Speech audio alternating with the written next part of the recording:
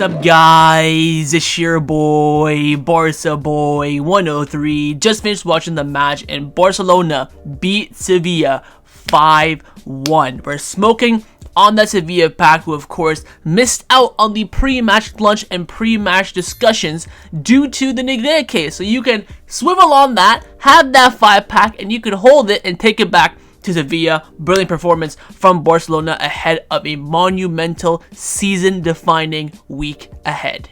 The starting lineup for this match is on the screen right now. It was Iñaki Peña in goal, a back four of Kounde, Cubarsí, Inigo Martinez, and Alejandro Balde. There was a last-second change to the lineup with Eric Garcia picking up a knock in the warm-up, which led to Pedri dropping into the double pivot with Casado, Ansu Fati coming in off the left, Raphinha down the middle, Lamine Yamal on the right-hand side, and RL9 Robert Lewandowski leading the line up front. The first goal scored in this match was scored by Robert Lewandowski, and it was from the penalty spot. It was a clear penalty foul on Raphinha with some great build-up play being involved. In the end, Lewandowski, calm, cool, collected with the hop penalty, sends the keeper the wrong way and gives Barcelona the lead. The second goal in this match was scored by Pedri. It was superb build-up play from Lewandowski, outwatched Lamine Yamal. He ran inside, cut the byline, of course, where Kounde dummied it. Pedri, top of the box, rifles it. Keeper probably should have saved it, but I don't give a damn. It was a fantastic finish from Pedri Potter to give Barcelona the 2-0 lead. The third goal scored in this match was scored by Robert Lewandowski to complete his brace. It was a free kick from Barcelona that ended up getting kicked out. Raphinha then had a great shot from distance, and Lewandowski just redirected it into the back of the net. It was just onside as well, but very, very smart from the striker to give Barcelona the 3-0 lead heading into halftime. The fourth goal was scored by Pablo Torre. Great build-up play down the right-hand side between Pablo Torre and Jules Kounde. Fermin Lopez makes a great run in behind. Then, of course, Kounde picks up the loose pieces, finds Pablo Torre. He turns and shoots, takes a bit of deflection, but still goes into the back of the net. Very strong finish from Pablo Torre, who's looked really well in the minutes that he has played, of course, this season. And the fifth and final goal was also scored by Pablo Torre to complete his brace. It was a free kick after conceding to Sevilla from like a weird angle, kind of like a corner kick, a bit more to the side. He whips in the free kick and it goes in. No player got a touch on it. We thought that Inigo might have done, and he was also potentially in an offside position, but the goal stood and no touch was there by Inigo, and the goal was awarded by Pablo Torre. A free kick goal, which we rarely see at Barcelona. Only a couple have been happening since Messi's departure. Now we can add Pablo Torre to that exclusive list. So overall, the team performance rating on the night, I'm going to be giving it a very, very strong 9 out of 10. It's very difficult to give a very low scoring rating for the team when they win 5-1. My only criticism would be, alongside the clean sheet, is that in behind, when the offside trap isn't held pretty well, we looked a bit lackluster in behind. Whether it was Cubarsí getting outpaced, Inigo got a bit turned in the first couple minutes of the game, despite them overall both having really, really good games. The defense was a bit shaky, and Iñaki Peña as well. So that's the only reason why I'm knocking it down a rating. If we got the clean sheet, I probably still wouldn't have given it. I probably would have given it a 10 out of 10, about being honest. But I think just the defensive frailties a little bit in this game took it away from a perfect team performance. But again, you just love seeing a team unity performance. People are talking, I'm seeing on Twitter, this is the best Barcelona squad that we've had in like 10 years. The reality is this is the same squad as last season, just plus Dani Olmo pretty much. So it's about that team chemistry, the camaraderie, the unity, and you can see that when they play as well. The intricate plays, the chemistry between the players looks absolutely fantastic. And the most important thing, the reason why we're getting in behind so much and creating these chances, is of course the fluidity in the final third. Everyone just knows their role, knows their space. They should have probably scored a few more goals. I remember 2 clear chances that should have been in the back of the net, but again, you have to give credit where it's due. This team is now performing, especially post-international break as well. We've seen Barcelona over the past 10 years struggle after international breaks, and now it's 2 international breaks that we've won. 4-1 against Girona and then 5-1 against Sevilla. So emphatic wins after international break, that has to be highlighted as well, because you know the team and players coming back from international break, all the traveling, they're going to be a bit tired. Flick went fairly strong with his team selection as well. This team is starting something special, but the momentum now has to continue. It's only end of October. We can't be celebrating and gassing this team up. We're the best best team in the world. That is not the case. We have to continue on this path. The path is there. It's strong. It's good. But we need to see more and more and more of it. But this is only just feeling confidence in the fan base and even confidence in the players as well. So overall for me, team performance rating against Sevilla gets a very, very strong 9 out of 10. Only a few points away from a perfect 10 out of 10 performance. Let's now get into the players' individual player ratings. Let's start, of course, with the goalkeeper, Hansi Flick. Look, lads, I've had enough. Listen, I'll give him a 5 out of 10. I think he was definitely below average. Firstly, in the first half, he didn't really have much to do. But when he did have something to do, he fluffed his lines. His composure on the ball when we are off possession is beyond dreadful. I want to see when we have a ball hanging over the top. Control it. Take your time. Find a pass. Stop clearing it. Of course, when in doubt, boot it out. I get that. But there's moments when the ball is coming to you. You have so much space. Ini goes to your left. Kounde to your right. Knows a player pressing or attacking you. And he still hoofs it long and loses possession. Now, for the goal, I do want to talk about the Luka Bayu goal that was offside. Again, at his near post. Holy macaroni, man. And the thing is, we're not bringing in essentially for Bayern Madrid, so we're stuck with this twat in goal. I cannot be asked how that goal went in. Of course, if Luka Bayu scores like outside the post and it goes in, whatever, fair enough. At his near post.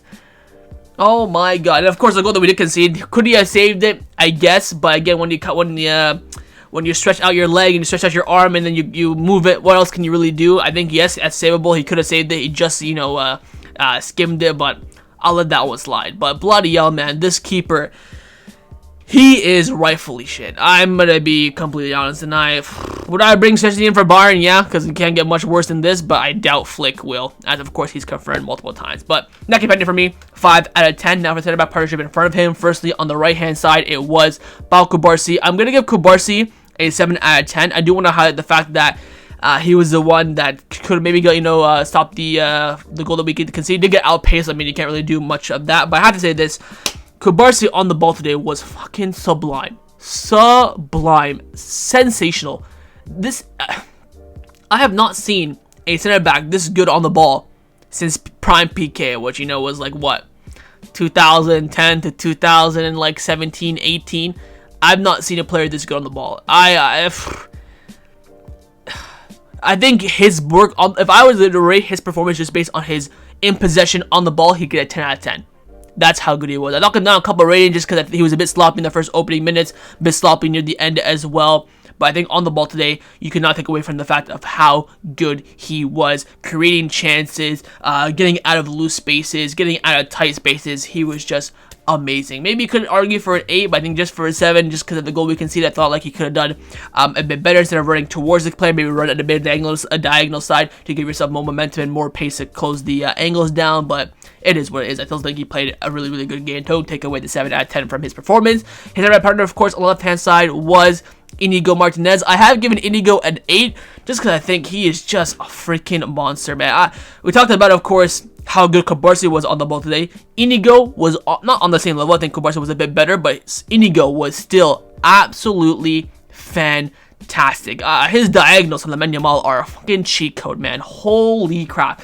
Inigo right now is top 10 center backs in the world, 100%. You could argue for top 5 at this point. This man is 32 years old, coming to the end of his career, and right now he's playing in his absolute prime. I think he was speaking to the media a few days ago saying that I feel like I'm in the prime of my career right now, and he's not wrong. He was not putting these performances for Athletic Club or Sociedad. He is on a different level. Aerial duels, ground duels. He basically was playing in goal for the amount of times he was giving instructions to Hansi Flick. I mean, he was just absolutely brilliant. I think a goal or an assist could have maybe pushed him up to a 9 or even a 10 out of 10. If he scored that goal instead of Pablo Torre, probably would have given him a 9. He was absolutely brilliant, and I'm so happy to have him. He is just an unbelievable player. For me, he gets an 8 out of 10. Again, that left foot, by the way, it just connects everything. And again, I talked about the fluidity and the team rating. It's the same thing in the back line. Just with that left foot, just makes everything so much easier, way more quicker as well. 8 out of 10 for Inigo. Now for the fullbacks, firstly on the left hand side, it was Alejandro Balde. I'm gonna give Balde a 6. To be honest, I think he was pretty average. Didn't really impress me. Didn't do fantastic. Didn't do poorly. You can see why now maybe we're linked with Alphonso Davies because we're not seeing any real growth from Balde was, he played 90 minutes, played in the left wing for like the last 10 to 15 minutes. His crossing today wasn't really the best. I think his dribbling was alright, and again, the passes in behind weren't too bad, but again, final third is where you want to see your fullbacks triumph, and he didn't do that today. Similar to the other fullback as well, who we will talk about. I think defensively as well, got caught in behind. He is facing a very good winger in Luca Bayu for Sevilla, the Belgian winger, but he did have a bit troubles there, and that maybe roars you when he faces a topper winger. Will he get found out even more? I think his link-up play with the likes of Pedri, Casado in the middle, and even Ansu and Lewandowski inside were very good, but I think, again, going forward with those crosses, you want him to do a bit better. There were so many times where he had crosses in open space, and he just fluffed his lines, but I think he was average. I don't think he was getting poor or great either. Average 6 out of 10 for Balde, but the other fullback in Jules Kounde for me will be getting a 7 out of 10. What he did better than Balde was, of course, the defensive aspect, but you expect that from Jules Kounde, playing, of course, his 100th game for Barcelona today. I just saw the picture now where he took the shirt and handed it with the team. It's just, Jules Kounde is probably right now my favorite Barcelona player, so there is going to be a bit of an agenda on the positive side with Kounde, but I think he played well, got forward, had that nice little dummy, of course, for the Pedri goal. I think he got the assist for the Pablo Torre goal, if I'm not mistaken, as well, so you have to give credit where it's due. I think he defended pretty well as well. He had that left-hand side, right-hand side, should I say, a lock, apart from the fact they scored from the right-hand side, but he was, of course, more advanced from that Sevilla goal kick. So if he was there, maybe he would have caught up with the goal scorer, but maybe you can give him a little bit of a blame for that goal conceded. But I still think overall he had a really, really good game, as we do expect from Jules Kounde nowadays. He's Mr. Consistent, so he gets a 7 out of 10 from me. Now into the double pivot. Firstly, on the right-hand side, it was Casado. I'm going to give Casado an 8 out of 10. Now, there is this meme, and I don't know if you guys know about this, when Wan-Bissaka played a really good game for Manchester United against Southampton. There's a fan that came out on the fan cams during then, when those fan cams were at their prime, started crying about Wan-Bissaka, saying that he wins that ball so much. I feel the same way about Casado. Oh my god, this man's ground duels in possession and in transition is fucking a cheat code. He wins the ball back every single time, and this is why for me he is probably right now an undisputed starter. I think him and Pedri in the double pivot is locked, and then right now in the final midfield position between Fermin, Olmo, Pablo Torre, it's gonna be a battle, because I think taking him out of that midfield is gonna weaken us a lot. I think there's no one in this team right now that is fit, that has the ability of Casado of winning the ball back on numerous amount of occasions in the game. He mentioned after the Alaves game before international break that he celebrates every time he wins a tackle, and we saw that in this game. Even the second balls as well, he was winning a lot of them. And I think on the ball today, he was pretty good. His passes were good. His movement, his transition was, pretty good as well. Didn't really put a foot wrong. I would say had a few misplaced passes where I think he could have done a bit better, but I think just the pure fact of him being able to win balls back in the midfield and win second balls as well, it is a cheat code. I think Casado was phenomenal in this game, and he gets an 8 out of 10. Now for his, pivot partner, it was your boy, Pedri Potter. Gets a 9 out of 10 from me, and also my man of the match.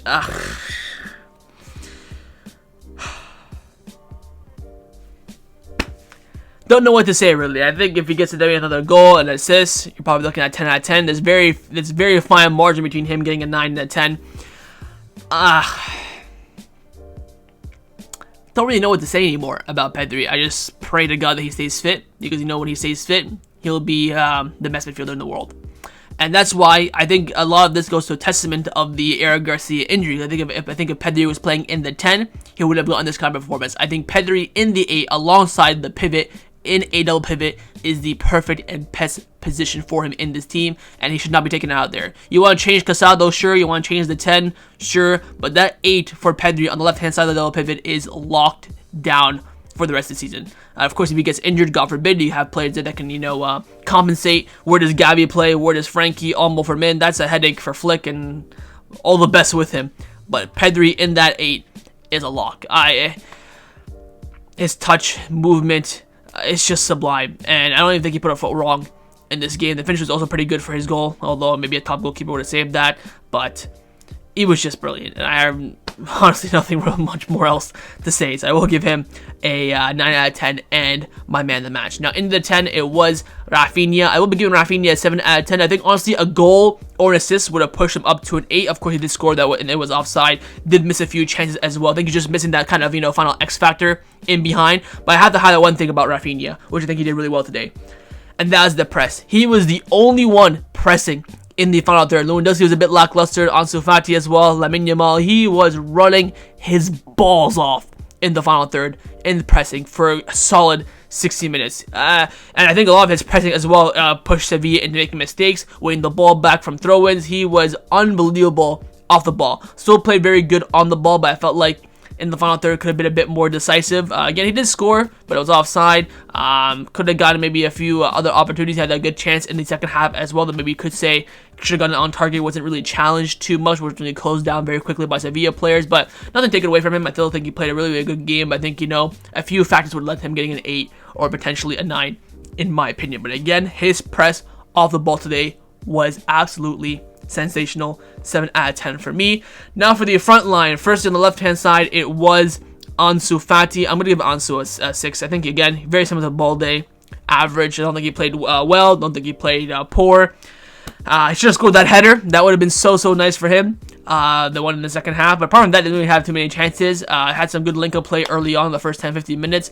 I do have to say, though, that his pressing off the ball is very, very lazy. Maybe that's why Hansi Flick doesn't play him too much. If you watch Ansu Fati when Raphinha, like I just mentioned, is pressing the life out of players, you see Ansu Fati is moving very, very slowly, not really going at full pace as well. You see Lewandowski, pushing and stuff like that. Maybe that's why he doesn't start too much. And that's maybe Pablo gets to start on the left-hand side instead of him. But again, really no decisiveness in the final third. I thought he was okay in build-up. But really didn't get too many chances, to be fair to him. I think the team kind of was really focused more on the right-hand side in the middle, where Raphinha, Lamine Yamal, and Casado were, but nothing really came down his way, especially even when he later on in the second half when we were cruising. But I think overall, good experience, get some good minutes, 75 minutes under his belt, and we will absolutely take that. So 6 out of 10 for Ansu. Next up is, of course, the other winger on the right-hand side. It was Lamine Yamal. I'm going to give Lamine Yamal a 7 out of 10. This might be a bit controversial. You can definitely argue an 8. I'm probably looking at he's like a 7.7, 7.8. I think, again, let's talk about the highlights. Again, moving forward, dribbling was fantastic. His shooting was sublime. His passing was phenomenal. Crossing was a bit off. The one thing that I didn't like today about Lamine Yamal, even though he did get an assist, he got the assist for the Pedri goal. He's so pragmatic in behind. And what I mean by that is that I think that he thinks that he's a bit too big for his boots. And what I mean by that is that he holds onto the ball too much. That chance where for the Pedri goal, when he's running down the byline, he held onto the ball for so long. He's lucky that the Sevilla players were very, very slow, and also that Pedri's goal went in. Because if it didn't go in, I would have been honing in on him, because he was moving so slow, holding onto the ball so much. I feel like he kind of thinks that he's the star man now, so he wants to, do some outside the foot crosses, outside the foot shots. Sometimes they pull off, and there's a blind, like for the Raphinha goal. Fantastic, world-class pass from him. The shot from outside the box that La Liga replayed about 8 times on my TV. But there's so many times on the right-hand side where he's running, and I just think that you gotta be looking for your teammates a bit more. I understand that he thinks that he's the main man, and which, to be honest, he kind of is. But I would love for him to at least, if you're gonna take on one dribble by yourself, like dribble past 5 players and miss, at least to the next one, try and find your teammate, kind of have a little bit of a balance. That's my only real criticism of Lamine Yamal in this game. Of course, he gets a goal or maybe a goal and another assist, I would bump up his rating. You can definitely argue that he was an 8, because maybe I'm being a bit harsh on the kid. It looks like he's fucking 17 playing like this, so probably like a 7 or an 8, but I'm going with 7. It is what it is for Lamine Yamal. And last but not least, of course, the main man up front, RL9, Robert Lewandowski. He gets an 8 out of 10 for me. Another brace for him. Again, the penalty was fantastic. The Flick goal was really good. Should have scored another goal. I think he should definitely have gotten a hat-trick in this game, which again bodes to how well he's been doing. I think his hold-up play was fantastic. Defending very, very well, especially from a lot of set pieces that Sevilla did get. Love the fact that he yelled at Inaki Peña for that chance that Sevilla had when it led to the corner kick. But I think he played, again, another solid game with that freaking huge hole in his leg as well. Only put in an hour, which of course is fantastic for him in regards to fitness, but I still think he put in a very, very solid performance. So he gets an 8 out of 10 for me. And finally, for the substitutions. The subs were Pau Victor, Fermin Lopez, Pablo Torre, Gerard Martin, and Gavi. For Gerard Martin and Gavi, they really didn't do much. Gavi, of course, came in. Fantastic to see him return, especially getting the armband from Pedri. I knew for a fact that he's going to get the armband as well. I'm looking at that lineup thinking, Kounde ain't getting it. Kubarsi, Inigo, Balde ain't getting it. Definitely not fucking Inaki Peña. Casado's not getting it. Fermin not getting it. Pablo Victor's not getting it. Pablo Torre's not getting it. If Ansu Fati was still on the pitch, maybe he would have gotten it. But love to see that. Gerard Martin, I don't even think freaking touched the ball. Pablo Torre got a brace, man. I tell you, this kid is really, really good. I love Pablo Torre. I love the X factor he does give us off the bench. Put on the right wing as well. Got 2 goals. This is why I'm not worried if we have injuries in the midfield. This is why I talked about in my transfer videos as well, that we don't need midfield investment, because we have a very, very stocked midfield. Love how Pablo Torre played today. Of course, the 2 goals cannot take that away from him. Really like Pablo Victor at the striker position as well. Was making some great runs forward. Great hold-up play. Great link-up play. Fermin Lopez looked great as well. Was a bit, you know, lackluster in behind, but again, he's just coming back from injuries. I'm not gonna, you know, go in on him too much, but I thought he played pretty well. But I'm very, very impressed by Pablo Torre and Pau Victor as substitutions in this match. I think they had a really, really good impact on the game. So very, very strong substitutions there from the manager, Hansi Flick. And last but not the least is, of course, the manager, Hansi Flick, who tonight for me gets a 9 out of 10. Very similar to the team performance. I want to really highlight his substitutions. I think taking off the big boys like Lewandowski and Raphinha at the hour mark is very, very ballsy and also the correct move. Love him putting Pau Victor up front and keeping Ansu Fati on later on. The Gerard Martin substitution I'm really getting bored of. I don't know why the F he's getting picked ahead of Hector Fort. I'd much rather see Hector Fort come in for Kounde, especially when Kounde played during the international break and Balde didn't. Would have loved to see Ansu Fati get 90 minutes as well. To be honest, right here, I'm nitpicking. I really want to highlight this. Starting lineup was maybe a bit iffy with Pedri in the 10 and Eric Garcia and Cataldo in the double pivot, but when Eric Garcia got injured, I love the fact he was proactive and picked Ansu Fati to come in. He could have been boring and put Frankie in there, maybe put maybe a center back in there to maybe be a bit more conservative and also keep Pedri in the 10, but I love how he adjusted for what's right for the team. Even if he put Pau Victor on the left, I would still give him the same praise. I think if he put in Frankie, it would have been a bit of a, not boring change, but a bit of a, you know, not proactive change, or maybe even Pablo Torre as well, whether he put Pablo Torre in the 10 or Pedri in the 8. So I love that from him, picking the right, you know, replacement for Eric Garcia. We played very well. Again, you can't really concede him, blame him for the goal, so to speak. I think the only reason why I'm knocking him down is that there's no clean sheet. The Gerard Martin substitution is pissing me off, but apart from that, I think I'm just nitpicking. I think Flick has done so well coming to Barcelona, and hopefully may long it continue. So that's a match review for Barcelona versus Sevilla in La Liga. Hope you guys enjoyed this video. If you did, of course, make sure you drop a like down below. And of course, in the comments down below as well, let me know your thoughts on everything that we did discuss. The main thing I want to first see, of course, is your thoughts on the performance, your player ratings, and your manager rating as well. And of course, make sure you guys subscribe down below if you haven't already. And I will see you guys next time on the channel. Take care and Forza Barca.